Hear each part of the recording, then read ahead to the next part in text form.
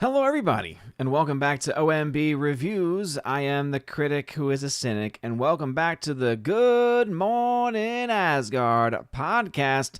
We are back once again, episode 564 of the Welcome to Asgard podcast, where today we're going to be talking about Superman, a film that I have not yet been able to see myself, but a lot of people did get to see it last night, I believe. And a lot of the reviews that are coming out specifically from the people over at Film Threat, from people like Gary Nerdrotic, from Jeremy Johns, amongst other people that I trust as far as their movie opinions and movie views are concerned, a lot of the time, are mostly mixed on this. And in fact, most of them, I would say, are negative. And from the positive reviews that I have been seeing, and there have been many positive reviews, I don't want that to get lost here, that's why I have it listed as mixed reviews, is that even though people that have liked it have argued that this is, though they enjoyed it, not what the DCU, James Gunn's universe really will need to lift the entire franchise off the ground. Great example of this, of course, is if you listen to what Alan over at Film Threat had to say. He said he enjoyed it, he had a fun time with it.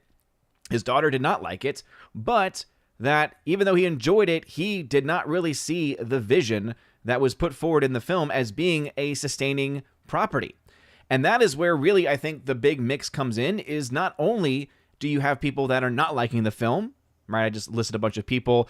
Cody, thank you, Cody J. Braun, VA, for posting this as well, right? Saying Tyrone, Dan, Snarky, Jeremy Johns, Aaron Fisher, Jeremy Geeks and Gamers also had said that he thought that Man of Steel was better. Now, of course, Jeremy's opinions on movies can sometimes be a little bit crazy because he has positive memories of Man of Steel, whereas I myself thought it was not that great. It was, again, part of the issues with Zack Snyder. One of the many issues with Zack Snyder's filmmaking issues, as it were. But I do think that what we do see is this collection of people coming together, and they're all universally saying the same thing. Whether they liked the film subjectively, whether they enjoyed the film or not, almost universally, every single one of them all agree that the script of this film is really bad, that the script of this film is a hot mess. Now, whether or not that actually equates to box office poison, whether that equates to box office hiccups here and there, we don't know. What we do know is that the early projections for the film are not looking to be what the film would need to, one, break even at the box office, and two, to be something that actually, launches a new universe going forward. A lot of people, myself included, have said Superman, in order for it to save the DCU, because if you look at the entire DC film universe, right? The entire DC film universe has been in utter chaos since the very beginning. None of the films really ever reached the level that Marvel films did, box office-wise, audience-wise. The most successful of them was Aquaman, which randomly made over $1 billion at the box office, mostly thanks to the international audiences there. But a lot of them, especially towards the end, just fell off a cliff and were massive box office flops.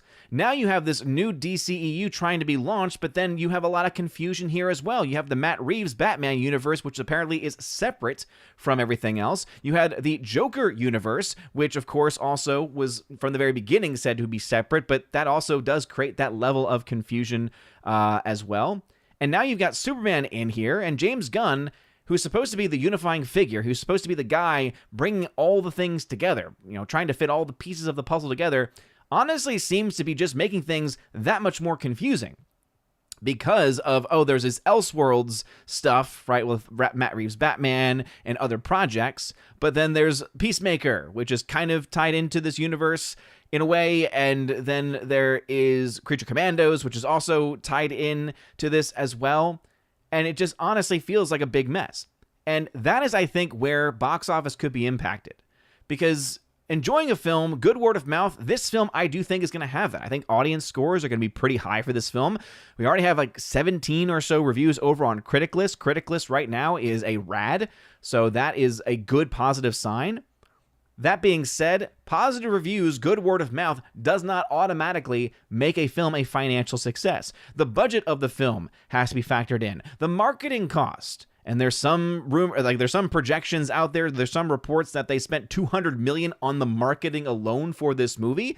That would put your total cost between $400 and $500 million that it would need to then make back.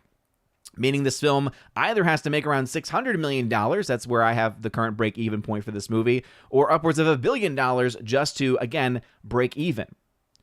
So it's, again, that factor that's brought into it. So good word of mouth can be very, very good for your movie, but we've seen good word of mouth before. And good word of mouth can sometimes lead to the heights of a Top Gun Maverick, but then other times it can lead to very minimal box office.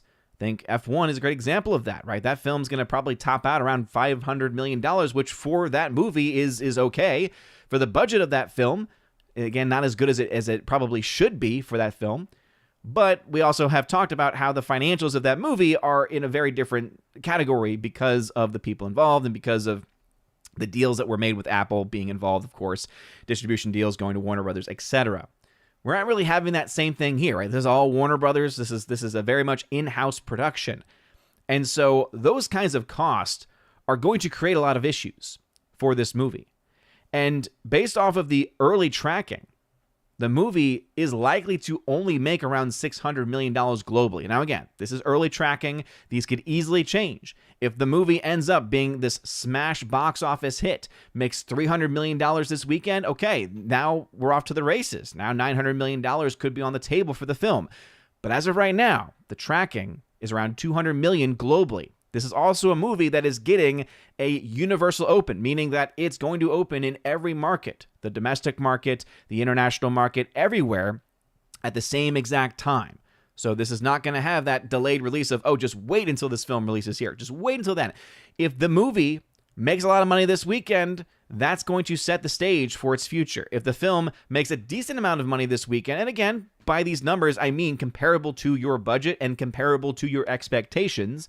Keep in mind that some of the early projections from Box Office Theory had this film making a crap ton domestically in its opening. Those, I think, have since been a little bit tempered. But good word of mouth, again, that can be a very positive thing. It can absolutely lead to success. But confusion, that can be a huge detriment. When you have a title that's too long, for instance, for other films, we've seen that create confusion, create problems, create chaos. Having a 7th, 8th, 9th film in the franchise, right? That can also create confusion, can create chaos, can create, again, a lack of interest. And that's why everyone said, when the trailer for this film came out, we said, okay, the trailer's gotta hit a home run. And most people were like, it hit a double. And now it seems that people who have seen the film have now been saying, yeah, this film needed to hit a home run for the future of this DCEU, this new iterated James Gunn universe, really. It needed to hit a home run, and many of them are saying, no, it really just hit a single. Ooh. Again, haven't seen the film myself, can just only go based off of these early reviews. Some people are really enjoying it, but guess what? The people that are really defending the film online all seem to be going back to one specific source. And anyone who's kind of been in the know for a long time and follows this stuff should automatically have your little alerts go off of, oh, okay, that's not really your best piece of evidence there. Almost every single one of them has been going back to say, oh, well, Rotten Tomatoes says this. Well, Rotten Tomatoes critics have given it this. Ah, yes. The Rotten Tomatoes critic score, which we all know is the bastion of all truth and knowledge, has never been manipulated, has never been in question or doubt, right? No, of course, anyone who knows Rotten Tomatoes, they literally have changed their entire systems to protect movies, to protect certain studios. We also know that James Gunn is very much involved in the Hollywood sphere, right? So the fact that he's involved and he knows these people and he's probably well liked by them, hey, of course they're going to give him some positive praise. The online people that are going to see these fan screenings, of course they're going to give positive praise. Because again, one, they may have subjectively had a good time at the theater, enjoyed the movie, but there's also a lot of them that got early access. Access media. We know that access does influence opinions and thoughts. Now, again, I'm not saying that's the only reason why anyone's giving positive praise, because I have heard mixed things. That means both good, bad, and even in the middle things. But what I have been hearing, at least from the people that I follow, and again, that's a very small microcosm, and so therefore, we'll have to withhold judgment on actual success, on actual value of the film, until we get some of the numbers coming in. We'll have to see what the Thursday numbers end up being, see what the weekend numbers are, obviously what that week 2 drop-off is going to be as well. But what we can start to gather is we can start to take the pieces of the puzzle to put them together and say, okay, what are we likely going to get? What are we likely going to see? And we'll go into those numbers. We'll go into those reports in just a second. Let's say hello to the people, though, in the chat. By the way, today is our first day that we will not be streaming on Odyssey, so I have made the decision we'll no longer multi-stream on Odyssey because no one really was there on Odyssey, at least not really consistently. And so because of that, Odyssey is now no longer. So ever since YouTube stopped backing videos up there, we stopped putting the videos there, and now the live streams as well. But don't worry, we're still available on a plethora of platforms. We are available, of course, on YouTube, on Rumble, on the Green Machine, and over on X/Twitter. So you can always find access to the show those ways. You can leave comments and chats in all those locations, and I'll be able to pull up those and highlight those, etc., all those other things. Today, I'm also trying something out where I'm streaming over on Locals as well. So if you follow me over on Locals, then you might be having access to the live stream right now. Just giving that a test run to see if there's anyone who likes Locals, who uses Locals, who might want to watch it. Anyway, let's say hello to some of the people in the chat. I think we had a couple people here who had some comments early, so I do need to pick up the thing here. Let's see. Ba-da-ba-ba-da-bum-boom. All right, so Here's the first one who did exactly what I said people are doing. So Shadow R said an 85% Rotten Tomatoes score definitely ain't mixed. To which I responded, using Rotten Tomatoes critic score ain't smart. And I still very much hold to that sentiment. Rotten Tomatoes score is not what you should be using as a metric. And again, I would also admit, just my inside circle of people that I trust and that I oftentimes look to for their opinions and trust their thoughts on, okay, that's also not, again, the end-all be-all of information either. All I can tell you is what I'm myself hearing from people who have seen it, from the descriptions that they've given, and from what I think likely will be the reactions of other people, especially because of the tracking. I think the tracking, the box office tracking specifically, is telling us a lot. We got Keely Chow hanging out. What's going on, Keely Chow? Everyone is doing well. I'll answer those questions now. It says, also pray for Penny and her family. She'll be on the road to Indiana. One of her nephews died from cancer. I'm sorry to hear that. Of course, we pray for Penny, pray for her family. And we, of course, pray for safe travels. St. Christopher, pray for us and protect them on their journeys. David Linton, here's another one. Where are these mixed reviews? All on YouTube and the blogs are positive reviews. And again, if you're talking about the Access Media, of course, those will be very positive. YouTube, Jeremy Johns was one of the first persons to put out a review. He said you'd enjoy it if you're drunk. Not his lowest score, but not the kind of score that you want from someone like him.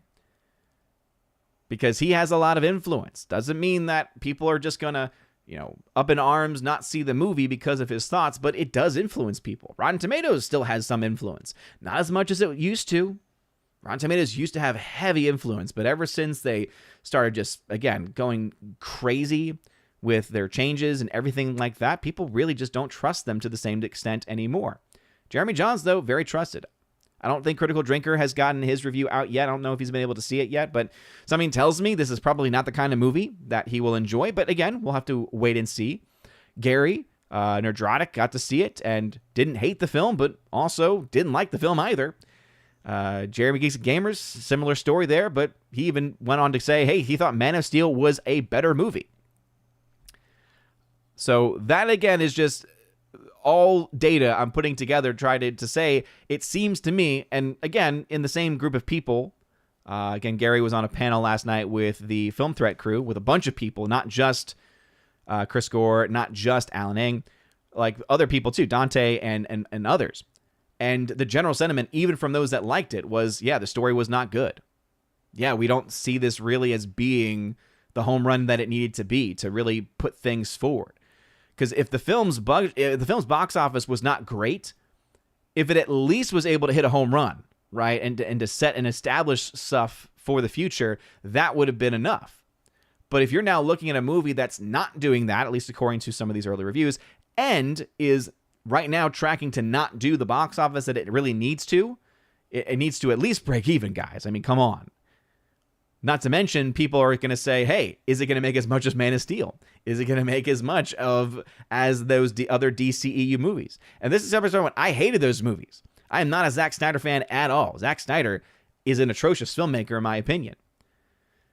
I don't really like any of his movies. Even the films that I used to like, films like 300, I don't think they've aged well. I look at those movies now and I think, whoa, okay, that slow-mo shooting does not age well. That CGI really does not age well. There's still some cool moments. There's obviously the great performances in the movies like that, of course. People usually bring that one up. People usually bring up Watchmen. I just don't think they've really aged well. I have no desire to really watch them ever again. So this is not coming from someone who's a Snyder bro. That's the number one thing that people are probably going to accuse people of is, oh, he's just a Snyder bro. That's why he hates this movie. It's like, well, look, you're looking at the number one person probably who cannot stand Zack Snyder and cannot stand his movies. And I'm saying, based off of the things that I'm hearing, based off of the plot points I'm hearing about and the character, it probably isn't going to be a film. I'll go in with an open mind. I always do. But anyway, GMug86, what's going on? Fear of FEMA hanging out this morning. Welcome. Also, I did post a link in the chat. There is a new, I'm using something called FormBricks open source form, and it is for anyone who wants to start to put in early nominations for next year's Raven Awards. We had one going on Google Forms, but it kept getting hacked. So people kept running bot accounts to put in like thousands of the same reviews over and over and over again. So in order to try to stop that, FormBricks has the option to have like a password protection type thing. So as you can see, if you click on the link and then the code will be asked for, the code is 1566, great year, especially in the history of the church. So 1566, and that will give you access to it. And it will give you the option to submit up to 2 categories. You can obviously submit as many times as you want. So if you just refresh the form after you finish submitting it, you can submit another one. It's just collecting nominees, early nominations for like a short list type of thing. But if it ever asks you for that password, 1566 is how you access it. And hopefully it works. People are putting those in so far. I have noticed, though, if people are only putting one in, are not taking advantage of the optional second choice for a nomination, it hasn't been registering all of them in the Google form, the Google sheet that it's attached to. So I think that you have to submit all of them. So I have now added to the form so that if you don't want to add in 2, you can put none as an option. And then as long as you enter in none, and I think it already starts you off with that standard, and then submit it, it should then work. So anyway, I posted that over on Rumble, posted that over on YouTube, and also in the locals chat as well. And speaking of that, let me actually double check and see if anyone has chatted over on, let's refresh the chat over on X/Twitter, and I'll post the link there. There you go. So for anyone watching over on Twitter/X. There you go. Bookstore Thor says, good morning to you. Sahil99, finally remembered to tune in on time on Wednesday. Looking forward to the Superman chat. Yes, Sahil99, thanks for being here, man. Thanks for being on time. And it's going to be interesting, that's for sure. The Morak, good morning. Happy Wednesday to you.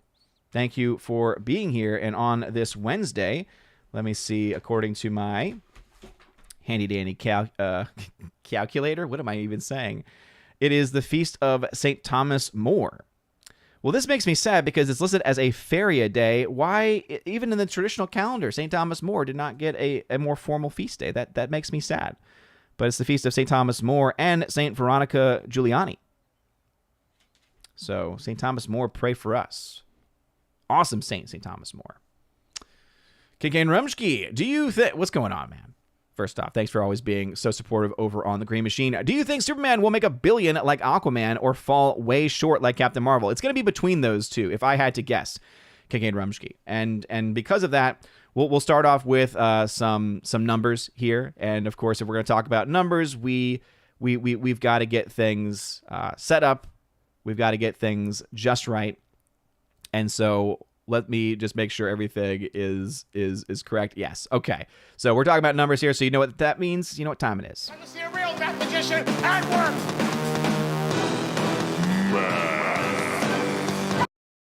That's right. It's time for some math. So let's talk about what the box office is likely to be. So this is, again, stemming from the question from Kincaid and Rumsky. Do I think it's going to make $1 billion, or do I think that it's going to, falter and flounder? Here's the thing. I don't think it's going to do either. I don't think it's going to hit $1 billion, and I don't think that it's going to be a Captain Marvel situation, or the Marvel situation, I should say. I don't think it's going to be a flop like the Marvels. But here is what we're seeing. It says, Superman, the first movie in the James Gunn and Peter Safran revamped DCU, to fly around the world to at least $200+ million. Okay, so that is the number we are currently working with here. These are early estimates, and so obviously all of these things can change.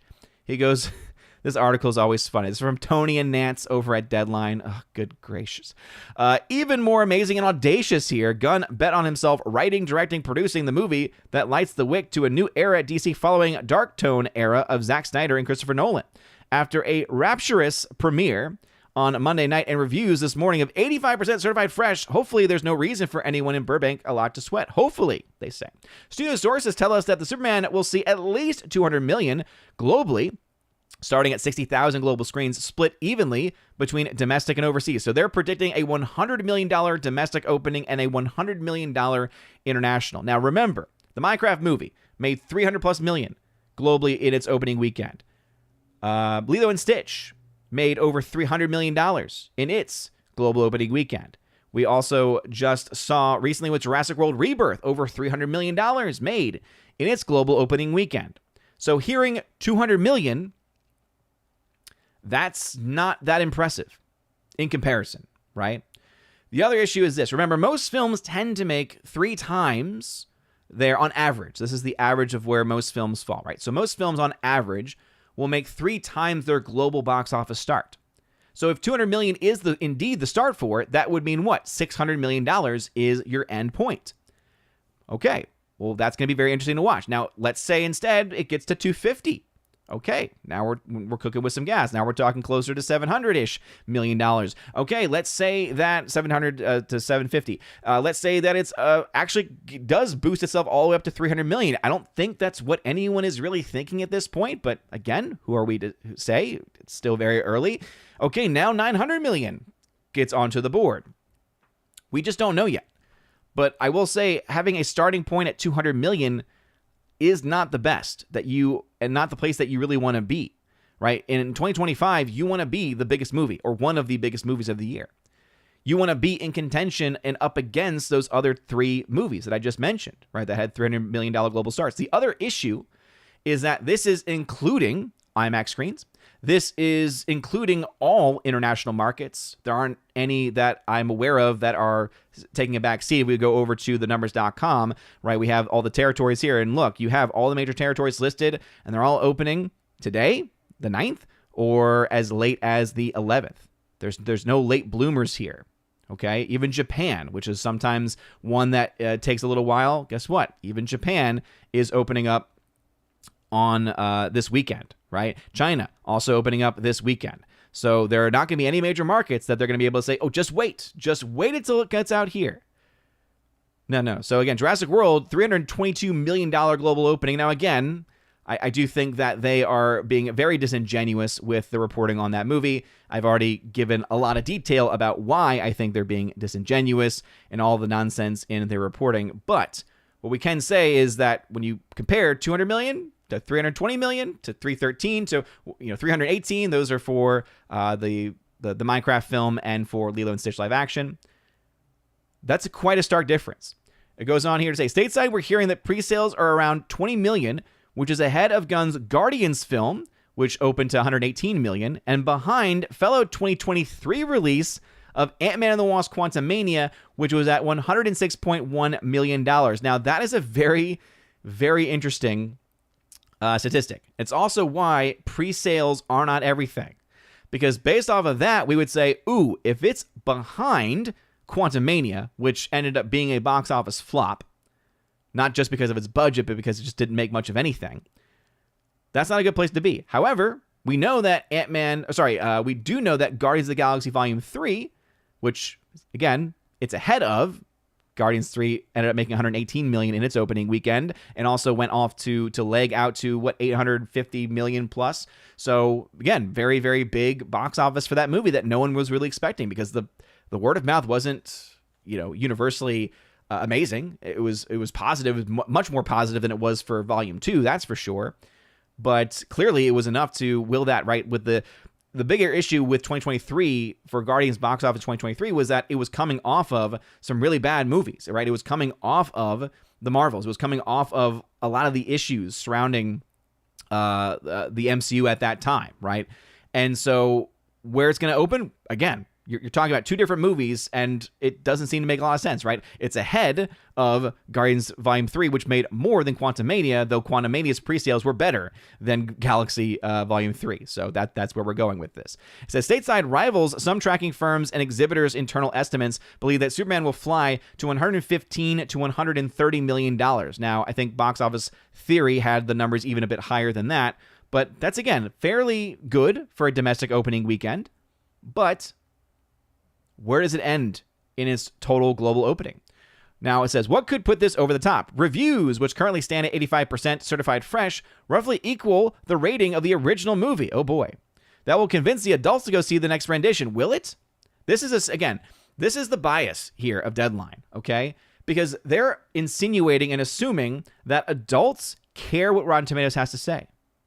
I would love to see if they have data to say, oh, X amount of people will go see a movie only because of Rotten Tomatoes, or even partially because of Rotten Tomatoes. I would love to see those stats. I would love to see someone do a survey on that, in fact. How much does Rotten Tomatoes actually play a role in the lives of others? I don't think it plays as much of a role as it used to. But to say it will convince them to go see it, that's a pretty bold claim. Those reviews are leaps and bounds higher than Snyder's 2013 reboot, which was 57% rotten, his 2016 BVS, which was 23%, and then Bryan Singer's Superman Returns at 72%. It has to be said, though, that Bryan Singer's 72%, that was still a positively reviewed movie. Man of Steel will be flying around the world as the major territory rollout commences on Wednesday in France, and then adds on the others. We expect the best performance markets to be a mix of UK, Brazil, which leans heavy into DC, Mexico, Australia, France, and Germany. Superman leads pre-sales in China for Thursday previews and on opening on Friday, but not on Saturday and Sunday. The team notably has traveled to events in Rio and London. Says there that tonight, the first of the sold-out Amazon Prime member-paid screenings of Superman, which start at 7 p.m. Thursday. So sold-out showings there. 2 days before preview Thursday, first choice for Superman stateside is strongest, with all dudes over and under 25. Overall first choice is a point higher than Lilo and Stitch, above Warner Brothers' A Minecraft Movie, and 64% lower than the first choice than Matt Reeves' The Batman. Now that's interesting. So it's okay, so according to their choicing, I'm assuming that this is all part of Amazon Prime paid membership. Is that what the whole point of that is trying to be to say? So people who listed films as their first choice of what they wanted to go see. So it's doing slightly better than Lilo and Stitch, which opened to 146, doing slightly better than A Minecraft Movie, which opened to 162, but is 64% lower than the Matt Reeves Batman, which had a lower opening than both of those two movies. And that's not adjusting for inflation. Something tells me that those are not very good metrics to use then, Deadline. But it does tell me quite a bit, because even though I don't trust the box office numbers they're giving, if this film is 64% lower than Matt Reeves' Batman, oh boy, Batman has an advantage there. Superman absorbs all the premium formats, Dolby, PLF, ScreenX, and motion seats for Universal's Jurassic World Rebirth. That movie looking at a 55% drop, or $60 million. The Dinos will have some PLFs this coming weekend, so it will have some access to PLFs. It will not be exclusive. Superman franchise has always been prized for Warner Brothers and the father of superhero movies. The first movie with 134 million domestic and 300 million worldwide, unadjusted for inflation. Well, again, I think that's kind of an important thing for you to consider. And it goes on and on from there. So that is the number that we're looking at, though, is $200 million is what the tracking is currently indicating. Now, again, could it be more than that? Yes, and I would not be surprised if it ends up being higher. But is it going to get to 322? Is it going to get to 313? Is it going to get to the same level of the other 2013 releases? I don't know. Early reviews, again, are looking mostly positive. Let me go ahead and, now we have 18 reviews here. So, oh boy, you have someone coming in dropping a most excellent 100%. Okay, I'm always going to downvote a 100% score for almost anything, even if it's a movie that I like. I think Minority Home, shout out to Steph, I think that she has a great take here, giving it a high, decent score. I think this is where most people are going to end up, are going to be in that, it's fine. Now, again, the audience at Critic List currently is mostly high on this film, right? With low rad scores, some seemingly inflated most excellent scores, but again, that's up to everybody else. Some bare minimum most excellent. Christian Rocker, again, do like Christian Rocker. So again, he obviously liked it. There's obviously a lot of people that have a lot of enjoyment of the films, right? The first two, though, were 40% and 50%. Crisco and Experiment 626, which again are almost always on the platform. Hosataco is in the chat right now, liked the film, 78%, but also did not actually give his thoughts. How dare you skimp out on a very important part of the reviews? So it's mixed. But remember, this was only for people that had access to that early showing. Once the film comes out, something tells me that's when the heinouses, the boguses will come out. Now, again, I don't really think that it's going to change much. I think that this movie will probably on Critic List be a decent to rad, probably most likely rad film. And that's, again, a good thing, good word of mouth. But that confusion that James Gunn has left behind for this movie, I do think is going to impact it. The fact that the film is tracking ahead of some movies, but not... Again, this movie needs to be a home run. For DC and its future, this film needs to be a home run. And the people that even like the film, and Hosataco, please let me know, you subjectively enjoyed the film quite a bit, it seems. Do you think, though, that this is the home run that the franchise needs to push the franchise forward? Do you think that this is going to be the Iron Man, like for the MCU, where Iron Man set the stage and let things go running? Is this the same caliber? Is this a similar caliber? What are your thoughts? We'll head back into the chat now, see what y'all have to say. So again, positive reviews for sure. But the reason why I argue it's mixed is because a lot of the positive reviews that I have seen have all admitted script's not good, doesn't look like this thing is going to be able to do what it needs to make a lot of money, to be the big box office hit of the weekend, and most importantly, to launch the franchise going forward. What say you guys? All right, Forever Sci-Fi 1005. Superman is my favorite DC character, and I figured that Gunn would never treat him right. This movie sounds like everything I feared Gunn would do, where Snyder went too dark, Gunn went too silly. I hear that the humor in the film is to the typical James Gunn standard, even during the very serious moments. And it's like, okay, the shtick does get old after a while. That could impact it. Hosataco, why are movie budgets double for advertising? Why would you spend $300 million extra in a $300 million film budget? Again, it's a good question, Hosataco. And basically, the logic that I can consider is this. So first, your budgets, right? Your budgets is what you're spending on your movie, your actors, all that stuff, post-production, pre-production, everything in between. When you're actually marketing your movie, though, the question is, how much do you think your film is worth, and how much money do you think you need to spend to reach the amount of money that you think this film could get? If you're spending that much money, it usually is a sign of one of two things. One, you are worried the film is not going to make money on its own. You are worried that your movie is not going to have enough natural word of mouth. Natural is not even the word that I'm really looking for. Organic is the better word there. That it's not going to have enough organic growth to sustain itself and to make up its already large budget. So some studios' logic is, okay, we're going to spend a lot of this extra money on marketing because if we reach the right markets, if we do just the right amount of prodding and pricking people, guess what? We'll be able to make X amount more. We'll make X amount back. Return on investment, right, as it were. So that's one reason why some might have that. Okay, we are worried that this film's not going to have that organic growth. We want to ensure it's as big as possible. And the other thing, too, is remember, a studio will take a loss at the box office if the public perception is that it was a hit. Most people don't really follow the box office like we do here, right? Most people don't know about, 55% cut from the domestic, 40% cut from international. If you tell that to most people, they'll say, what in the world are you talking about, dude? Like, what kind of wonky nonsense are you getting into? Most people are going to look at, $1 billion at the box office? Woo, that's a huge hit. That's why they would look at Star Wars The Rise of Skywalker. They will look at that movie and say that movie was a huge hit because it made over $1 billion. But then when you look at the budget, you're like, oh no, that movie actually lost over $100 million for the studio theatrically because of how much that budget was. So again, that's another aspect to it, right? Is they don't think it's going to do it organically, so they want to try to prop it up with as much money as they can. The other reason, though, could be they are like, we believe in this movie. We want people to see this film, and we have so much faith in it that we are willing to spend $300 million because we honestly believe we're going to get that money back. That if we spend this money, we are going to get over $1 billion. Because again, if you're spending that much money on marketing, if those reports are true. So again, if anyone had missed it, the budget on this movie is a huge mystery. So first, they reported on a tax form. Some people have said, oh, well, yeah, you could just make up the numbers. I'm sorry, you can just make up the numbers on a tax form? Oh, okay. Didn't realize that we could do that. Anyway, the number that they reported was that the budget in the film was like $360 million. So that's what I'm assuming was spent on the movie. Now, they did get a tax credit back from Ohio, I believe is the state that they were in, and there may have been other credits too. Now, the reported budget being floated out by the trades is $225 million.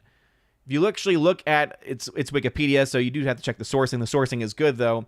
If you look at that sourcing, though, on, okay, let's look at the budget that was actually reported by they themselves, by the studio, on that tax form, it's looking like with all of the different tax credits and incentives that were received, the budget's closer to $255 million. So that's the one that I'm running with in my charting is around 250. That, again, I think that's low, but I'm willing to run with that one. Okay, until we get more information. I hope that Caroline Reed can do her awesome journalism and do some research to find out exactly what the budget of this movie actually is. But 255, I think that works with it. So we're running with that budget already, okay? You then add on top of that, right? Because typical marketing on a movie is you're like, okay, let's take half my budget and let's spend that additional amount of money. So if I spend $300 million on my budget, I should spend at least $150 million on my marketing is the general rule of thumb. Okay? So that means a total spend of $450. So you have your budget, $300 million. Okay, I need to market my movie. Now I need to spend more money. So half of $300 million is $150. Okay, let me spend $150 on marketing costs. That's the general idea. Okay? But there are obviously exceptions. Disney is notorious for overspending, spending way more than that 1.5 times the budget, right?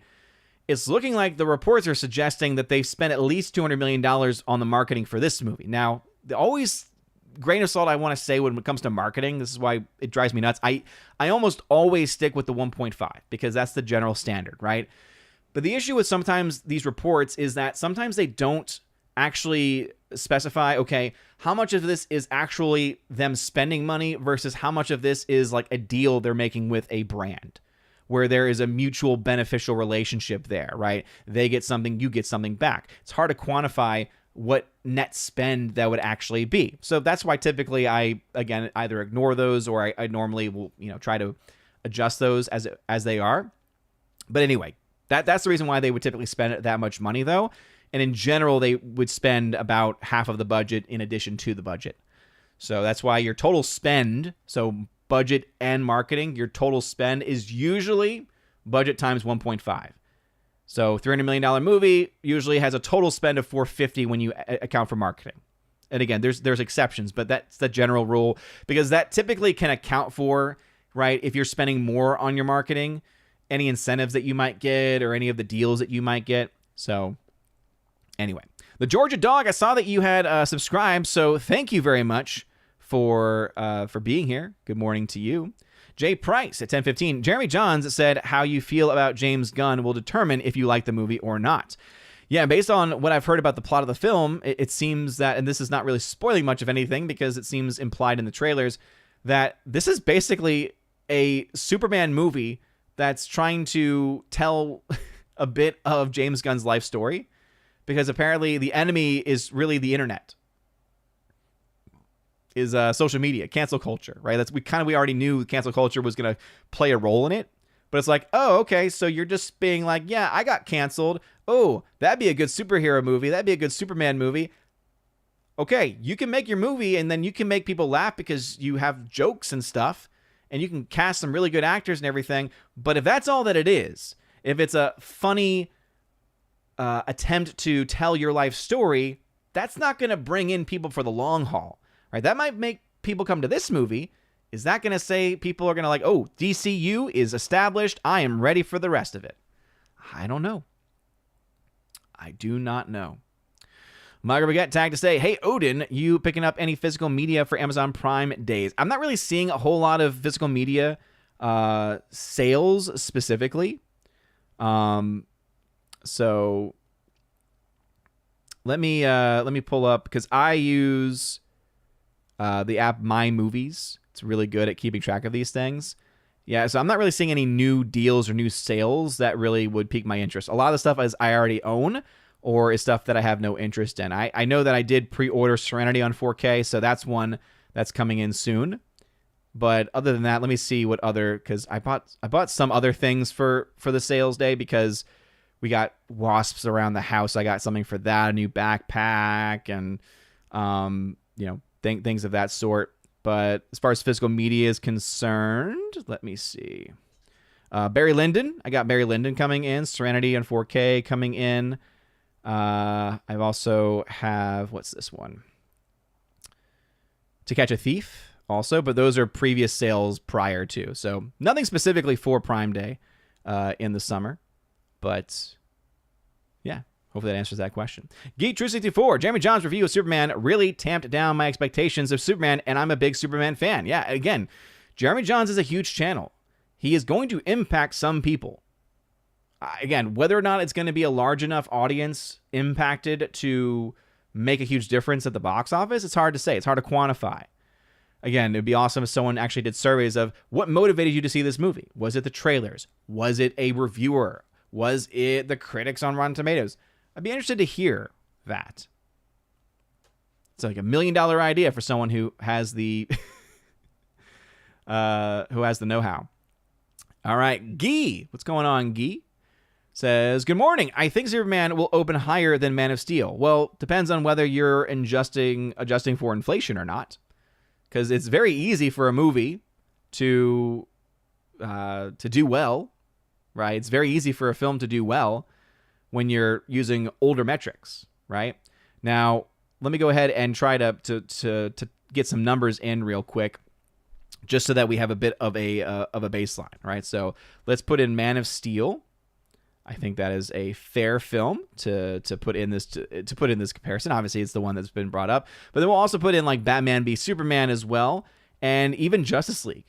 All right, let's just put in the whole old DCEU and see exactly what it's going to tell us, right? What kind of information and what kind of comparisons we can see. For some reason, the numbers is acting really, really slow right now. So again, I apologize. Oh, we'll put the Batman in here too. We'll put the Batman in here as well. Not Batman 1989. This site, I tell you, man, driving me crazy. All right.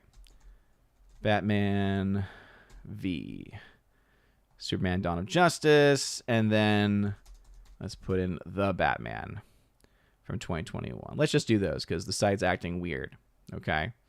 Because this will tell us a lot, because these are the metrics, okay? Adjusting for inflation is very important because it gives you a more apples-to-apples comparison, because ticket sales are almost always aligned, meaning if you have a higher number adjusted for inflation than the other one that's not adjusted, then guess what? You're having more ticket sales. Just meaning that if your film's being beat by any number, right? If you've adjusted all the movies for inflation, whatever the highest number is, most likely has the highest ticket sales. It's not always the case, but it typically is, okay? So this is the comparison, okay? So Man of Steel, all right, here is the standard of what it needs to do. When you adjust for inflation, Man of Steel opened to $179 million domestically. Tracking is not indicating that. As I said over on the article, again, take these numbers with a gigantic grain of salt. They have it at 115 to 130. Now, again, word of mouth could help it. Word of mouth could hurt it. Word of mouth could have no impact. I think most likely it'll have very little impact. We'll see. But it has to be 179 million. 115 to 130 ain't doing that. BVS Y'all remember Batman v Superman? That one actually opened up to $217 million. Massive opening domestically. And then you have The Batman, which was at 143. So as of right now, early tracking has The Batman, BVS, and Man of Steel beating Superman. That's not where you want to be. Now, again, these are all projections for Superman, so the actuals could be higher. I suspect that they will be. I personally would not be surprised if Superman does better than expectations. That wouldn't surprise me. But that's just not what the box office is saying. That's just not what the tracking is saying right now. We don't have any official projections for Box Office Theory yet. So their last update, Sean Robbins on his last update was on the 3rd, so 6 days ago. It's been almost a full week. The last projection he had was 130 to 171. So he's been the most bullish on this movie, okay? He has the total domestic at between 350 and 450. If it does those numbers domestically, okay, yeah, this film's getting over $800 million. Could have even $1 billion potential. Not again. I still think if it even gets to those higher numbers of 350 and 450, like he's saying, those are just domestically, it would still be, again, right on the edge there because it would have to be doing that much better internationally. I don't know how big Superman really is in most other international markets. I don't think that they're as large as some might think. But again, who knows? James Gunn's films, Guardians of the Galaxy, did very well across the globe, but it did really well here domestically. That's a huge part of the film's success, was how well that film did domestically. But again, that's the most bullish. The industry is saying 115 to 130. So again, who do you want to believe there? Let's see if Box Office Pro has theirs. They finally have theirs. Oh boy, yep. So remember, the online sites, they typically are different than your industry so-called standards. Box Office Pro, they just released these numbers, so they have the tracking at 115 to 135 million. Both of those numbers, high and low, guess what? Well underneath The Batman, BVS, and Man of Steel.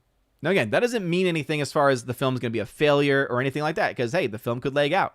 The film could do much better, right? If you adjust all of those films, The Batman was 829.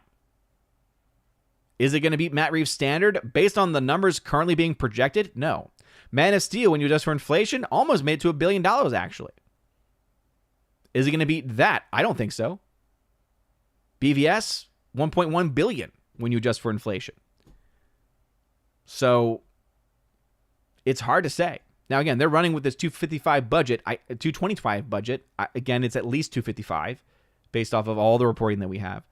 But yeah, 115 and 130 is where the trades are. 115 and 135 is as high as Box Office Pro is willing to go. He's, the people over there are sometimes bullish, but they're obviously not as bullish as Box Office Theory is. So it's going to be a wild weekend. No matter what happens, it's going to be a wild weekend. The Georgia Dog says, if what I heard what this movie did with Jor-El is correct, they did him wrong. I will not go to any more info because I am not spoiling it, and it could be wrong, but I don't think it is. Okay, yeah, Georgia Dog, thank you very much. Trying to keep things as spoiler-free as possible, but obviously if things are there, I read them. Lou Capadonna, what's going on, Lou? So many great reviews for Soups. I think Soups is campy fun, Silver Age version with gun twist and not what the negative reviewers envisioned. This isn't the universe they were expecting. Again, that is absolutely your take, and I respect it. All I can do is go based off of the ones that I'm hearing, okay? Yes, there's a lot of great reviews for this movie. There's also a lot of bad reviews, mixed reviews, and here's the thing. A lot of those great reviews that you're talking about, a lot of them would still admit, yeah, the story's not good, and it's not really setting things up for the future. Justin C. Good morning, sir. Wonder how Fantastic Four will do at the box office. Imagine it will do better than Captain Falcon and Thunderbolts, but not by much with all the Pedro and female Silver Surfer talk. Yeah, honestly, it looks like, based off of the numbers that we have in front of us, Jurassic World is going to win the summer battle between the three movies that we've been talking about for a while now, right? So Jurassic World, I think, is going to win that global battle. Superman, I think, is going to come in second, and I think Fantastic Four comes in third. And it could potentially come in third by quite a bit, depending on how good this weekend is. Guy says the Amazon Prime screening you had to pay for, but you also need an Amazon Prime. Yeah, but the studio would only get the ticket sales for that. The Beast 808, blessings and aloha, everyone. Does Soups and Fantastic Four pull decent numbers or profit? Does Jurassic Rebirth continue to steamroll? I think Jurassic, based off of what at least Deadline's saying, they're projecting a drop of around 55%, which is, again, not small, but for a movie of its size is actually not bad. It's actually not a terrible drop-off for that movie. So, yeah, it's still going to be making some money. And those international audiences, for some reason, just go gaga for it. They for some reason, are just in love with anything that has to do with dinosaurs. Looking at the most recent numbers, let's see if we can pull those numbers up. So they only have up to Monday. So it dropped only 60% of a drop-off is actually not terrible.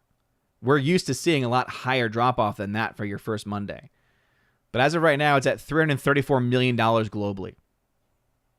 I suspect I could see it getting to $500 million globally by the end of this weekend. And if it gets to that, it's not going to hit $1 billion, most likely.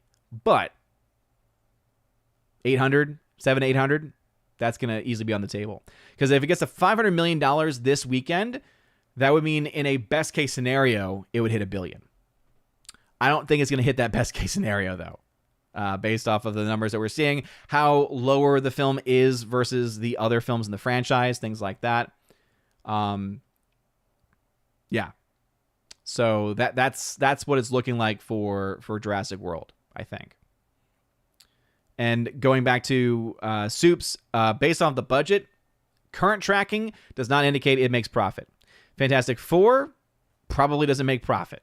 If I had to go in my order of confidence, I think Fantastic Four has a strong chance of losing money. I think Superman has a 50-50 chance of losing money, and Jurassic World is gonna make a bit. It's not gonna be as strong as the other ones though. Lady Aaron D, what's going on, Lady Aaron? Morning, Odin. Morning, chat. Morning to you. Adam Ledgway says fine isn't good enough. Yeah, I mean that's the thing. If the general sentiment is the movie is fine, Nader Aegis, welcome to the chat. Eric Rodriguez, welcome. Ambrose Chamberpot, welcome. Sounds like Superman is good enough. Ambrose, I'm not hearing that. I'm not hearing that it's good enough. Lady Aaron, it needs to be a home run, but it sounds like it's more of a fly out from what I'm hearing. Yeah, I wouldn't go that far. Someone mentioned last night that they would describe it as a single. To me, based off of the things that I'm hearing, it seems like a single or a double. But that's not going to get you home. Mr. Roy is a member on the channel saying, hello, hello. Mr. Moody, yes. Are you using Rotten Tomatoes? Oh my goodness, Mr. Moody, Rotten Tomatoes. Oh, you already lost your credibility as soon as you brought up Rotten Tomatoes. Also, if you actually were watching the stream, you would have already seen me pull up the critic list scores, and guess what? They're rad. They're giving it a rad. They're giving it positive praise. Oh, man. I think you're reading the wrong reviews. Or I guess wrong for your perception. Wrong for your perception. Y'all need to understand, okay, that it's not a simple black and white thing here. When you say something is mixed, that doesn't mean I'm going to one site and saying, oh, look, it's mixed. No, I'm listening to the people saying positive things, and I'm listening to the people saying negative things. And in general, I'm hearing more from the positive people, obviously, but from them, a large portion are saying, this ain't it. I had fun. I enjoyed it. They're giving it like a 6.5 out of 10. They're giving it a positive grade, but they're saying, I don't know. That's where the mix comes in, guys. Come on.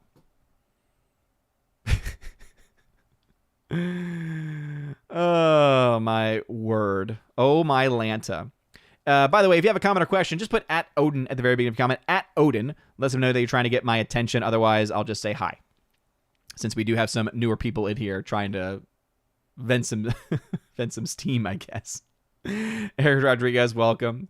Anthony Parkinson, welcome. Ambrose, welcome back again. Geek264, who's a member, says here, some of my concerns from the early reviews are that Superman gets beaten a lot, which is a lazy way to make him relatable. And I'm not big on Superman delivering jokes. Jokes around him are fine. Yeah. Again, it doesn't seem like this is going to fit the standard for what most people think. And again, you might like that. It sounds to me like the only people that are really happy are James Gunn fans. Like, again, if you're a James Gunn fan, are you really happy with this movie if you've seen it? It seems like yes. That almost every person who's a James Gunn fan, who likes James Gunn, or has no issues with James Gunn, is going out of the movie saying, oh yeah, I love this movie.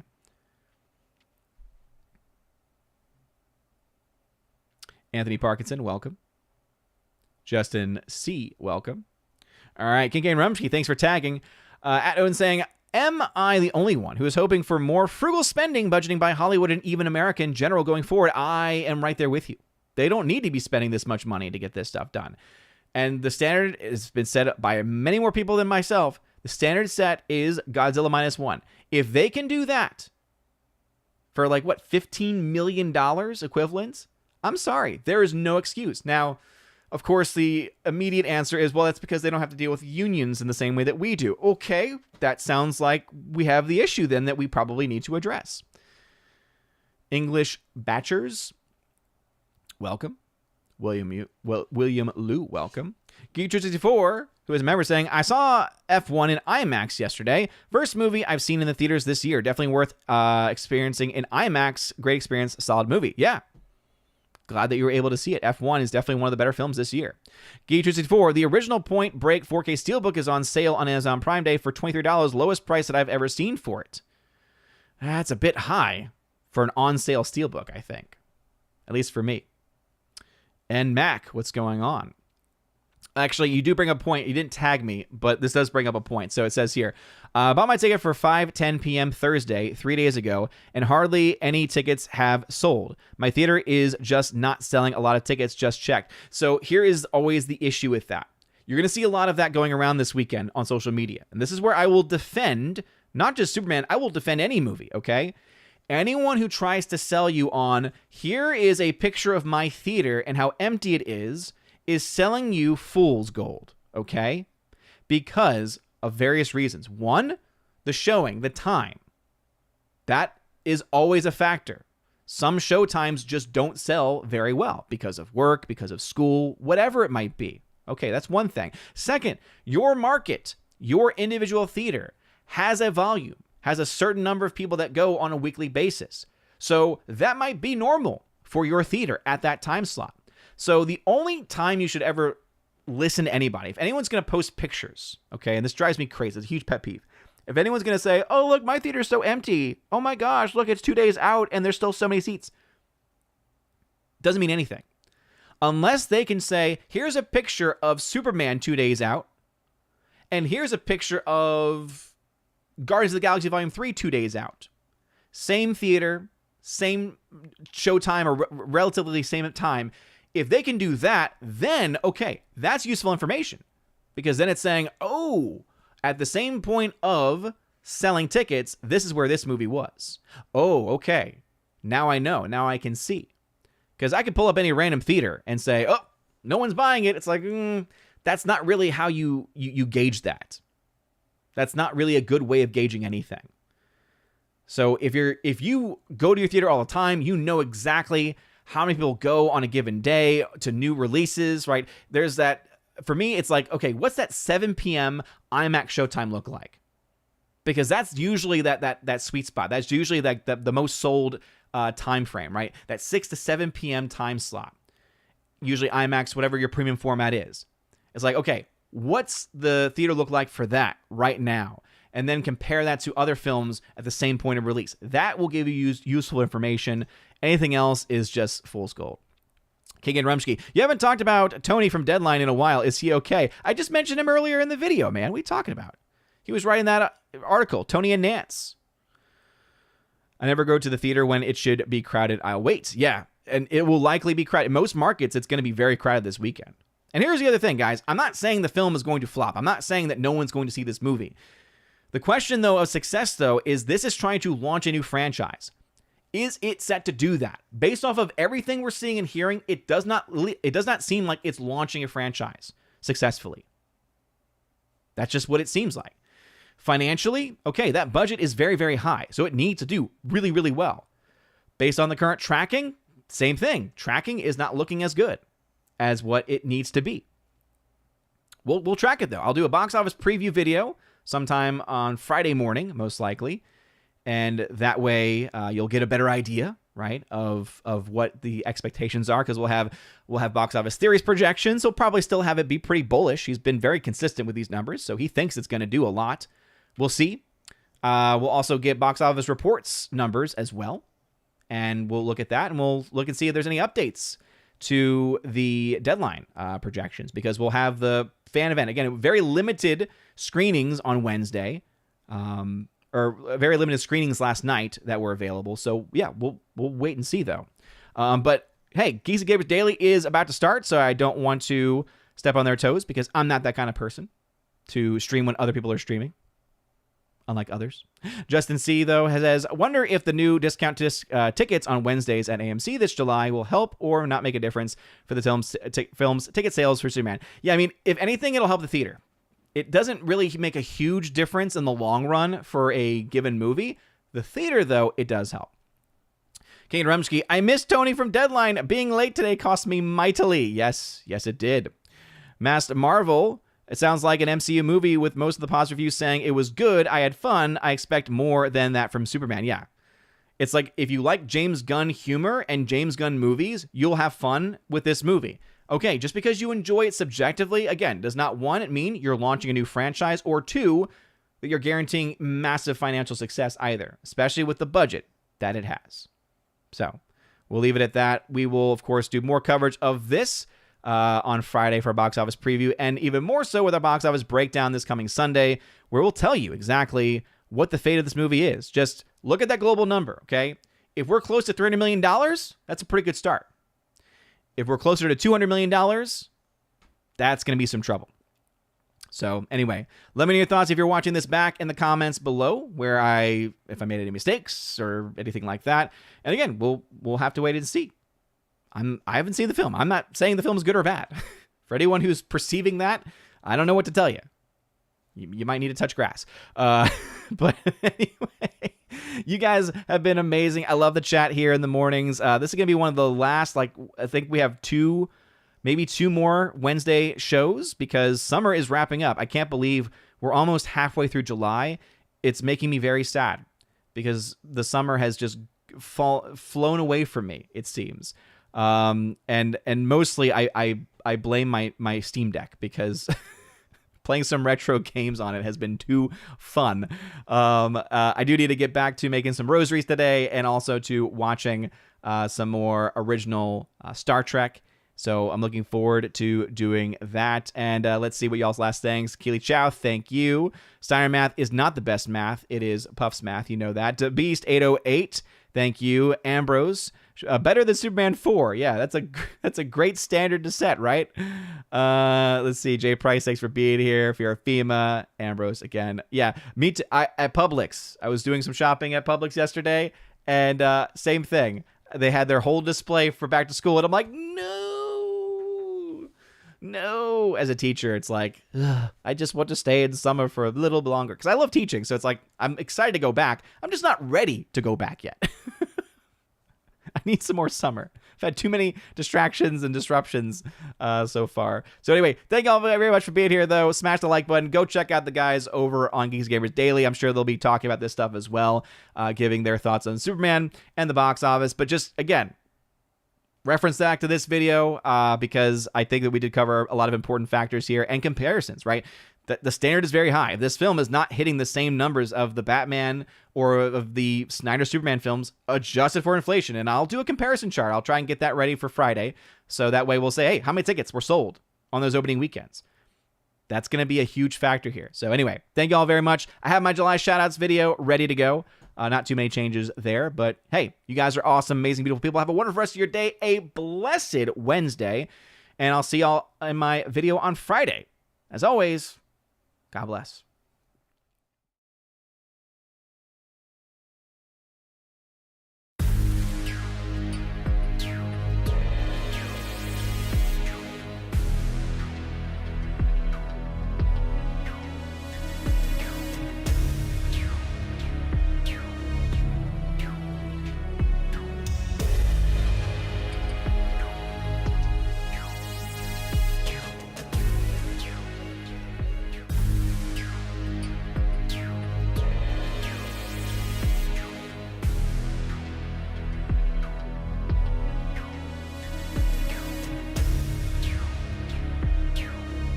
And now for a huge special shout out to all of my Chosen of Valhalla members, starting off first with my people on Patreon, Father Luca Illich and Miss Martin Muses. Check out her YouTube channel by the same name, Miss Martin Muses. Also to my Subscribestar people, Matt317. Check out his Twitch channel by the same name, Matt317. And lastly to my YouTube member, Mr. Roy. Shout out to you, good sir. And if you want your name shouted out at the end of every live stream and video, check out the top link in the video description below where you get access to that. Also, you get access to a plethora of other things. You get your name listed at the end of every live stream and video, like you saw in those names that came up before this video started. And also access to a giveaways channel that I host over on the Discord server where I give away 4Ks, Steelbooks, Blu-rays, all kinds of stuff. So check that out if you're interested in that. Also, I have an exclusive podcast that I hold at least once a month, and it's always a good time, and you get extra bonus content with that also. So if any of that sounds interesting, again, check out that top link in the video description below. You guys are all amazing, and beautiful people, have a wonderful rest of your day. And as always,